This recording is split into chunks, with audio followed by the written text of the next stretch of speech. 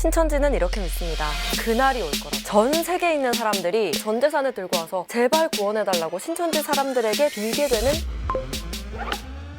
다가오는 3월 14일 무슨 날이죠? 무슨 날이죠? 화이트데이죠. 하지만 누군가에게는 더 중요한 날이라고 하는데요. 진리의 성읍, 아름다운 신천지. 신천지가 창립 36주년을 맞는 날이라고 합니다. 신천지 이제 코로나19 국면에서 빼놓을 수 없는 단어가 됐어요. 지난 18일에 31번 확진자가 신천지 교회를 다녀갔다는 사실이 드러났고 그 뒤로 신천지 신도로 추정되는 확진자가 확 늘어났는데요. 대체 신천지는 뭘까요? 신천지란 새로운 하늘, 새로운 땅의 한자어인 신천신지의 약어입니다. 즉 하나님이 하늘에서 이룬 대로 이 땅에서 창조된 하나님의 나라라는 뜻이죠. 1984년에 이만희 총회장이 창립했고요. 12지파라고 해서 우리나라를 12등분해서 거기에 각 지파장을 뒀습니다. 그들이 지역 신도들을 관리하고요. 당연히 한국에서 만들어졌는데 지금은 중국의 한국 다음으로 가장 많은 신도들이 있을 뿐더러 거기에 교회도 있다고 합니다. 신천지는 이렇게 믿습니다. 하늘에는 14만 4천의 천사 사도 바울 같은 영혼들이 있고 지상의 신천지를 믿는 14만 4천 명에게 이들의 영혼이 들어간다고 믿어요. 그러면 구원을 받을 수 있다는 거죠.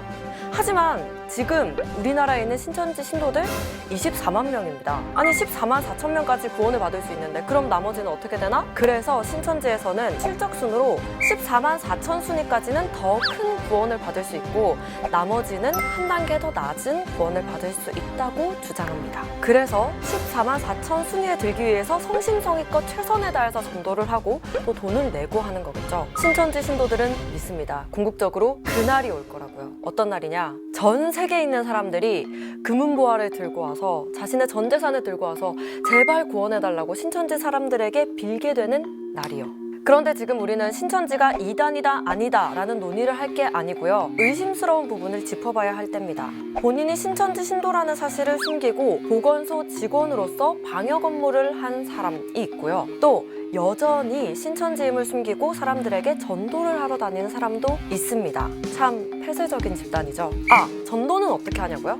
예를 들어서 지인을 통해서 심리상담사를 소개해줍니다. 그러면 그 심리상담사한테 나의 고민, 나의 정서적인 이야기를 막 하게 되겠죠. 그러면서 점점 친밀도를 쌓아갑니다. 이게 바로 신천지가 포교, 즉 종교를 널리 알리는 방법이에요. 친밀감을 쌓아서 그 사람이 의지하게 한 다음 점점 신천지 교인으로 만드는 거죠. 정말 방식이 다양하고 알 수가 없어서 생각보다 무섭고 알아차리기 힘듭니다. 특히 그 과정에서 절대 신천지라는 이야기는 하지 않아요. 그리고 한 사람한테 이 과정을 6개월에서 길게는 2~3년까지 정성을 들입니다. 이런 전도 방법은 위법이라고 판결이 나기도 했는데요. 이 헌법에서 보호하는 그 종교의 자유를 넘어선 것이고 이게 사기 범행의 기망이나 협박 행위와도 좀 유사하다.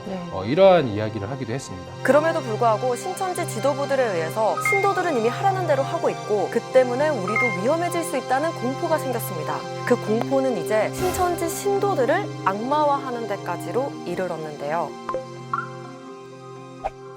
문제는 그들을 악마화하면 할수록 우리의 의도와는 다르게 점점 더 그들이 코로나19에 관한 정보를 숨기고 점점 더 폐쇄적으로 바뀌어간다는 겁니다. 아시죠? 코로나19 방역에서 가장 중요한 것 중에 하나가 감염 증상이 있는 사람이 얼른 그 증상을 밝히고 조치를 취하는 거잖아요. 악마화하기 전에도 신천지임을 숨기고 증상을 숨기고 이런 모습들 때문에 진짜 화가 나고 정말 답답한 심정은 알지만 신천지 신도들을 혐오해봤자 그들은 이미 그런 압박, 그런 시선들에 익숙한 사람들이에요. 그 신도들을 더 단단하게 결속시킬 수도 있습니다. 더 증상을 숨길 수 있고 더 빠져나오지 못하고 더 전도도 열심히 하겠죠. 분명 잘못하고 있는 신도들이 있어요. 그래서 우리가 비판을 하지 않을 수가 없는데 그럼에도 불구하고 신천지 혐오보단 신천지 지도부에 대한 압박을 먼저 해야 하는 게 아닐까 합니다. 당신들 지금 그러면 안 된다. 필요한 정보 명단 같은 거 빨리빨리 넘겨줘야 하고 정부가 협조 요청하면 바로 해줘야 된다. 이렇게 말이죠. 신도들을 컨트롤할 수 있는 것도 그들이거든요. 특히 신천지의 예배 방식부터 포교까지 그런 모습들이 코로나의 원인이다라고 인식되게 하는 거, 그게 바로 조회수를 노린 미디어들이 바라는 거거든요. 조회수가 만족되면 더 자극적이고 더 공포감을 키우고 더 혐오감만 키우는 그런 기사들이 마구마구 쏟아질 거라는 겁니다. 지금도 사실 추측성 보도만 나오고 있어요. 코로나 국면에서 이 신천지에 대해 다룰 때 가장 크게 다루는 게 예배 방식입니다. 밀폐된 공간에서 많은 사람들이 다닥다닥 붙어서 바닥에 앉아서 하는 그 예배 방식이 코로나가 퍼진 이유다, 이렇게 거의 기정사실화되고 있는데요. 사실 여기에 대해서 명확한 원인, 왜 이게 퍼졌다라고 하는 사실이 밝혀지진 않았어요. 추측만 있을 뿐입니다. 제대로 된 사실은 없는데 이게 마치 사실인 것처럼 마구마구 불려지고 있는 이 모습, 마치 코로나19 초기 때의 보도가 생각나는데요. 코로나19 초기 때 박쥐에서 코로나 바이러스가 출발했다라는 사실 하나만으로 인해서 박쥐를 먹는 중국인의 식습관을 혐오하고 결국에는 중국인을 혐오하게 되는 그 양상 기억하시죠? 지금은 사그라든 그때 보도들과 지금의 보도들이 좀 겹쳐 보입니다. 물론 이 예배 방식에 대해서 예방적인 차원에서 이야기할 수는 있어요. 하지만 지금 언론은 그게 아니잖아요. 그동안 신천지 이상했다, 내가 딱 벼러왔다 이러면서 방역보다 신천지의 특징에 집중하고 있습니다. 물론 이 시국에 예배를 드리기 위해서 많은 사람들이 모이는 것, 그리고 그중에 감염자가 있다는 것이 원인일 수는 있어요. 조심하지 않은, 그리고 증상을 숨긴 사람들을 비판할 수도 있어요. 해야죠. 하지만 코로나19 확산의 모든 원인을 신천지의 특징에서 다 연결지으려는 보도, 그러면서 뉴스 가치는 전혀 없는 보도, 이것들을 보고 우리 깨시민 여러분들께서는 내 신천지 이럴 줄 알았다, 신천지 그 사람들 코로나 퍼뜨리만 하지, 이렇게 생각하지 마시고 이 시국에 이런 기사 위험한데? 이렇게 생각해 보셨으면 좋겠습니다.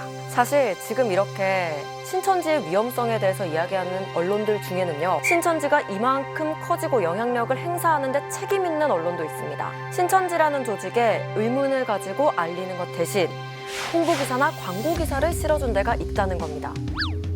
신천지의 기관지 역할을 하는 천지일보는 말할 것도 없죠. 코로나19 공포심을 악용해서 신천지 탓만 하고 있는 이 미디어의 이중성, 신천지 악마화로 본질을 가리고 있진 않은가, 우리가 눈에 불을 켜고 지켜봐야겠습니다.